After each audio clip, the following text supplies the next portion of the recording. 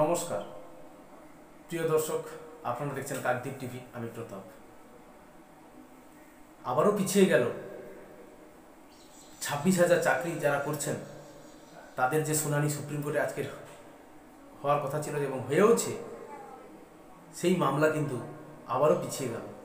তবে কি আমরা ধরে নেব আবারও তারিখ পে তারিখ চলতে থাকবে, এইরকমই চলবে? না, এবারে কিন্তু সেটা হওয়ার উপায় নেই। কয়েকটা জিনিস খুব মূল্যবান যেগুলো ধরা পড়ে গেছে আজকের যে শুনানিতে। মূলত এই 26,000-এর মধ্যে কারা অবৈধ এবং কারা বৈধ, এই দুটি পার্টেই কিন্তু আটকে আছে।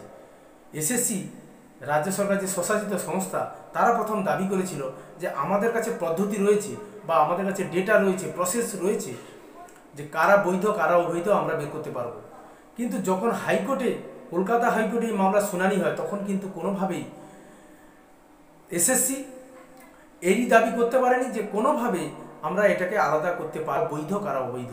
এইটা না পেশ করার কারণে কলকাতা হাইকোর্ট গোটা 26,000 যে শিক্ষক প্যানেল, টোটালটাকেই কিন্তু বাদ দিয়ে দিয়েছেন, যে এরা সকলকে বাদ দেওয়া যাবে। কারণ যদি এত 26,000-এর মধ্যে অবৈধ তালিকা, কারা কারা অবৈধভাবে চাকরি পেয়েছে তাদেরকে না বেছে বের করা যায়, তবে আমরা গোটা প্যানেলই বাদ দিতে বাধ্য হব।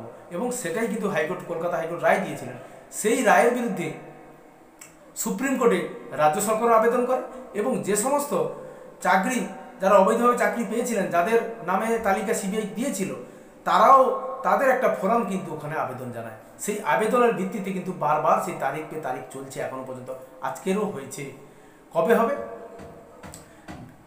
ডিওয়াই চন্দ্রচূড়ের পরে বর্তমান যে প্রধান বিচারপতি রয়েছেন সঞ্জীব খান্না, তার ডিভিশনের যে দুজন বিচারপতি ছিলেন, সেই দুজন বিচারপতি কিন্তু এই রায়টা দিচ্ছিলেন।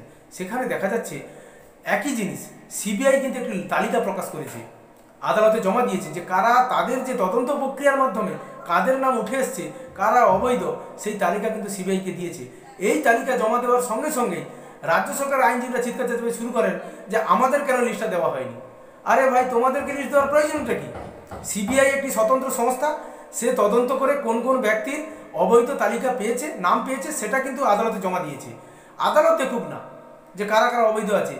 সিবিআই যখন আদালতে দাবি করেছে যে আমাদের কাছে ডেটা রয়েছে, আমাদের কাছে পদ্ধতি রয়েছে, কিভাবে 26,000-এর মধ্যে যারা 26,000-এর মধ্যে কারা অবৈধ তাদের নাম আমরা খুঁজে বের করতে পারবো বা বের করে দিতে পারবো, এইরকম একটি জায়গায় সেখানে কেন এই জায়গাটা আজকে পিছিয়ে গেল?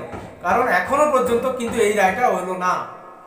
এই কারণে আজকের দিনে যে রায়টা পিছিয়ে গেল, অবশ্যই আগামী দিনে এসএসসিকে এই প্রসেস বের করতে হবে কারা এই 26,000-এর মধ্যে অবৈধ কারা বৈধ। সরকার কিন্তু এটাকে বারবার চালিয়ে নিয়ে যাচ্ছে। আদালতে আইনজীবী দাঁড় করিয়ে তিনি বারবার ডেট পে ডেট নিচ্ছেন, তারিখের পর তারিখ নিচ্ছেন, কারণ হল্লাবল হয়ে যাবে। এক্ষুনি যদি 26,000-এর মধ্যে আপনি একটা সংখ্যা বলছি 10,000 অবৈধ, কি হবে তবে? এই 10,000 শিক্ষক পদ যখন বাতিল হবে, কোন জায়গায় দাঁড়াবে? পরিস্থিতিটা কোন জায়গায় দাঁড়াতে পারে?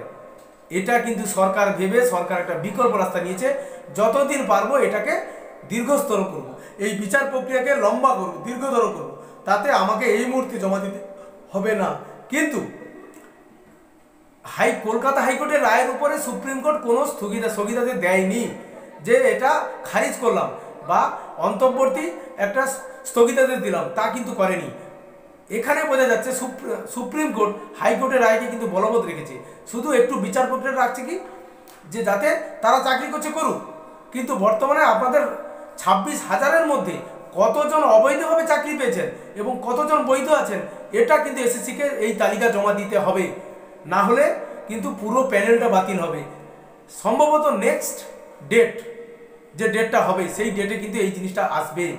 এখানে একটি কথা স্পষ্ট, 2011-তে সিপিএম জমানা শেষ হওয়ার পরে তৃণমূল কংগ্রেসের যে শাসন ব্যবস্থায় এসেছে, সেখানে নাকি আমরা বারবার শুনি বিভিন্ন মিডিয়াতে কোনো দুর্নীতি নেই, সবটাই স্বচ্ছতার সঙ্গে, সবটাই সুন্দরভাবে, কোনোভাবে অবৈধভাবে কোনো প্রক্রিয়া নেওয়া হয়নি। কিন্তু এখানেই তো পরিষ্কার হয়ে গেল, এই এসএসসি চাকরি প্রার্থীদের মধ্যে এখানেও কিন্তু অবৈধতার সঙ্গে নিয়োগ হয়েছে, এটা তো প্রমাণ হয়ে গেল। এটা তো একটা লজ্জা যে অর্থের মূল্যে চাকরি বিক্রি, মেধা বিক্রি হয়। শিক্ষকতার পদ হচ্ছে মসৃণভাবে হবে, মেধা যার ভালো থাকবে সেই আগামী দিনে স্টুডেন্টদের পড়াবে, ছাত্রদের পড়িয়ে নতুন প্রজন্মকে তৈরি করবে, এটাই তো বাস্তব।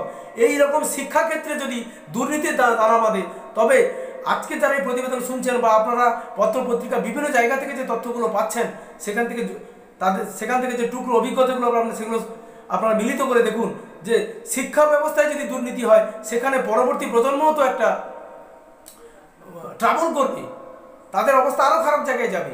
কারণ এই সমস্ত শিক্ষক যারা মেধার ভিত্তিতে চাকরি না পেয়ে কিছু সম্পূর্ণ অর্থের বিনিময়ে তারা চাকরি পেয়েছে, তাদের কতটুকু শিক্ষাগত যোগ্যতা যে তারা পরবর্তী প্রজন্মকে শিক্ষা দেবে, এটাই কিন্তু বাস্তব। এটা আমাদের বুঝতে হবে। যখন একটা কথা আছে, শিক্ষা কখনো চুরি করা যায় না, শিক্ষা চুরি করতে কেউ পারে না, সেরকম মেধা কখনো চুরি করা যায় না, আর মেধা কখনো বিক্রি করা যায় না। যেখানে যোগ্যতার সঙ্গে চাকরি পাওয়া উচিত, সেখানে যদি কোনো ব্যক্তি কোনোভাবে অর্থের দ্বারা চাকরি পান, সেটা তো সবচেয়ে বড় অপদার্থতা, সবচেয়ে বড় দুঃখজনক ব্যাপার এই সরকারে। কারণ এসএসসির মতো একটা প্রতিষ্ঠানে সরকার এখনো পর্যন্ত কেন পাচ্ছে না যে আমাদের কাছে যে লিস্টটা রয়েছে সেই লিস্টটা জমা দিলেই তো এই বিষয়টা সমাধান হয়ে যায়, কারা বৈধ অবৈধ। অবৈধ তালিকা যদি সরকার সুপ্রিম কোর্ট পেয়ে যায়, তবে কিন্তু এই অবৈধকে সম্পূর্ণকে বাতিল করা হবে এবং বৈধ যারা তারাই চাকরি করবে। আবার পুনরায় সরকার নিয়োগ করবে নতুন পরীক্ষার মাধ্যমে, যে কারা নতুনভাবে চাকরি পাবেন।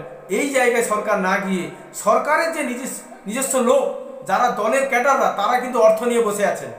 এই সমস্ত যারা অবৈধভাবে চাকরি পেয়েছেন, তাদের কাছ থেকে 15, 20, 30 লক্ষ টাকা নিয়ে তারা চাকরি দিয়েছেন। এখন তারা যদি কোনোভাবে চাকরি থেকে বরখাস্ত হন, তবে সরকারের বিরুদ্ধে তো খেপে যাবেন। তার কারণেই কিন্তু সরকার এটাকে বারবার এক্সটেনশন করছেন, বাড়িয়ে নিয়ে চলেছেন ডেটের পর ডেট, যাতে এটাকে দীর্ঘ থেকে দীর্ঘতর করলে যেন বিষয়টা গুলিয়ে যায়। কিন্তু নয়, বিচার ব্যবস্থা কিন্তু রয়েছে। আজকের নতুন একটা সিস্টেম কিন্তু সুপ্রিম কোর্টে তৈরি হয়েছে। দুজন বিচারপতির একটা বেঞ্চ কিন্তু হয়েছিল, সঞ্জীব খান্না এবং আরেকজন বিচারপতি, কিন্তু এবারে আরেকজন নতুন বিচারপতিকে আনা হয়েছে। এখানেই কিন্তু সমস্ত কাগজপত্র এভিডেন্স পড়ে বা সিবিআই যে রিপোর্ট, সেই রিপোর্টগুলো দেখে 3 জনের মধ্যে থেকে যে রায় আসবে, সেটাই কিন্তু সুপ্রিম কোর্ট রায় দেবে। অতএব অবধারিত, যদি আগামী দিন এসএসসির কাছ থেকে কোনোভাবে অবৈধ তালিকা পায় এবং সেটা জাজমেন্ট কোর্টের দ্বারা হয়ে থাকে, এবং সিবিআইয়ের কাছ থেকে যে রিপোর্ট গেছে তার বৈধতাকে যদি খতিয়ে দেখে একটা সংখ্যা বের করানো যায়, যে সংখ্যাটা অবৈধভাবে চাকরি পেয়েছে, তবে কিন্তু এই 26,000-এর প্যানেল সঠিক থাকবে এবং অবৈধরা বাদ যাবে। যদি এটা কোনোভাবে এসএসসির দুর্বলতা বা এই চাকরি প্রক্রিয়াকে ত্বরান্বিত করার ক্ষেত্রে বারবার এটাকে এগিয়ে নিয়ে যাওয়ার যে প্রক্রিয়া নেওয়া হয়েছে, তার জন্য যদি আগামী যে শুনানি হবে, সেই শুনানিতে যদি অবৈধ তালিকা কোনোভাবে জমা দেওয়া সম্ভব না হয়, তবে কিন্তু আগামী দিনে সুপ্রিম কোর্ট এই 26,000 শিক্ষক পদ কিন্তু বাতিল করতে পারে। এটা কিন্তু ভাবার কোনো খামতি নেই, আর না ভাবার কোনো কারণ নেই। এটাই আগামী দিনে ঘটবে, সেটাই দেখার কিভাবে ছলনার আশ্রয় নিয়ে এটাকে এক্সটেনশন করতে পারে। কারণ সাদামাটা জিনিস, অবৈধ তালিকা দিয়ে দেবো, তাদের কাছ থেকে টাকা নিয়ে চাকরি দেওয়া হয়েছে, দুর্নীতি হয়েছে, যদি আশ্রয় নিয়ে মেধাকে বিক্রি করা হয়েছে, তাদের কখনোই চাকরি থাকার কোনো যোগ্যতা নেই। প্রকৃত মেধারা বসে থাকবে, তারা জীবন জীবিকার জন্য মাথা পুড়বে, আর অবৈধরা অর্থের বিনিময়ে চাকরি করবে, এটা চলতে পারে না।